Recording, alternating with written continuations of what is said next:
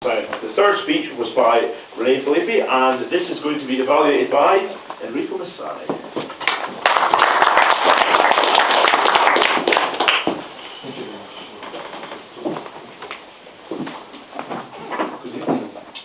What a fabulous speech. And it's only speech 4, but it's just wonderful. Give me another one. I like the note. The introduction. First of all, the title, I wasn't quite sure what to expect. So there's more to life than the weather. I know that I've been here 6 years in Scotland. Then I wasn't quite sure. Then you just turn around the car there, and I saw the airport in California. I've never been there, but now I know where to go. So thank you very much. So you introduced the actual California with different cultures, different climates, and all that. That was really very, very visual as well. You tend to really spread your wings and talk a lot there. One thing that I noticed that you speak very, very fast. So Americans tend to have very, very fast system. So that's this to watch there. You have very, very good facial expression, because when you just start to spread your wings, your eyes just pop and they're there, they're with you. We talked about the actual evaluation. I wanted to know more about whether the sentences were short. They were very short. I understood. I'm not English, but I understood. There was a lot of visual, a lot of auditory as well. I could hear those little needles, just crackling under your feet. I could hear them. I could see the actual the growth of the actual red pine trees as well. And the feet, I could really feel. I could see that. And the smell of it. You really sense the smells. So that really achieve your objective. You use a lot of trials as well. In Toastmaster terms, trials when you named 3 things. So you talked about Rodeo Drive, you talked about Mickey Mouse Country, and you talked about Baywatch as well. So those are things.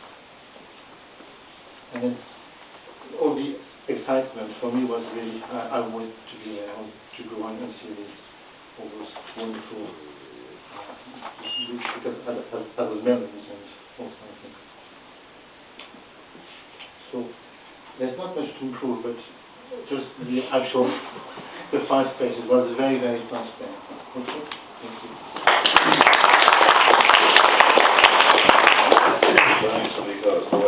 And the final speech, the final evaluation. So to evaluate the speech of Joe Waite, I'd like to invite Reuben.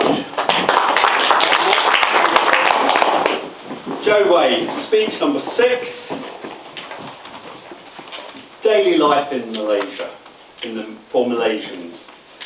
Primary purpose, which the Toastmasters already explained, of the speech was it was pleasing to listen to using good volume, rate and pitch.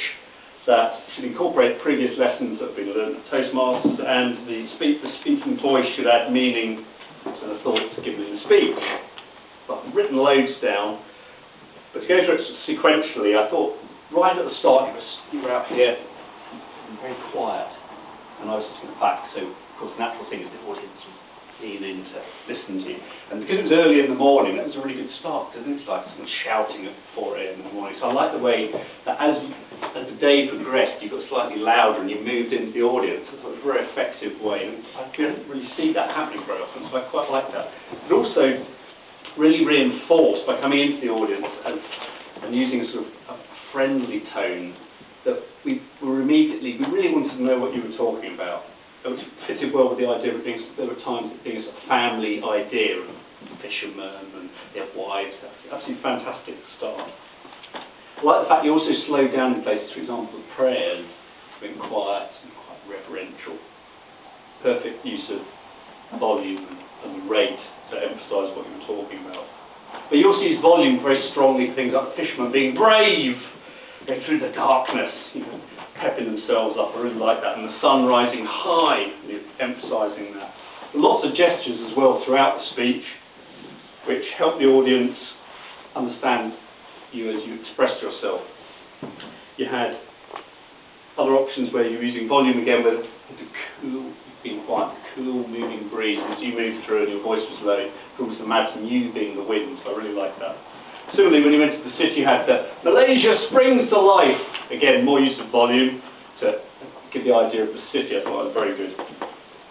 Overall, there were fantastic descriptions right through the whole speech. I particularly like things like the fish market.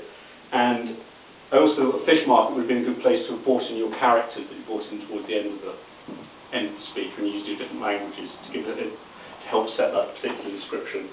A couple of points I'd like to pick up were, and you may have noticed from my evaluation, that I've concentrated more on the volume. I think you often use volume, and you use it very successfully at the expense of some of maybe the rate of you speaking. They did use it quite well in certain places.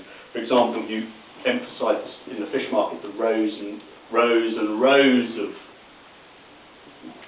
food, presumably, when perhaps you could have done something like rows and rows, more like extending the word rather than just making it louder. And so I would concentrate at times on the rate of the words rather than just using volume as your only technique. And another example of that, for example, was you were talking about bananas, I think, and you said, oh, I like bananas, blah, blah, blah, blah, when it should have been, I like bananas, That's kind of what I'm trying to get across. But other than that, I think overall, you've got really good command, and that's the best speech I've seen. You've got really good command of the English, the subtleties of the English language. So that's really what we're talking about now. You've got the words, you know how to say them, and now you're milking them for as much energy and effect on the audience as possible. So thank you very much. I really enjoyed that little glimpse of Malaysian life. I'm sure the guests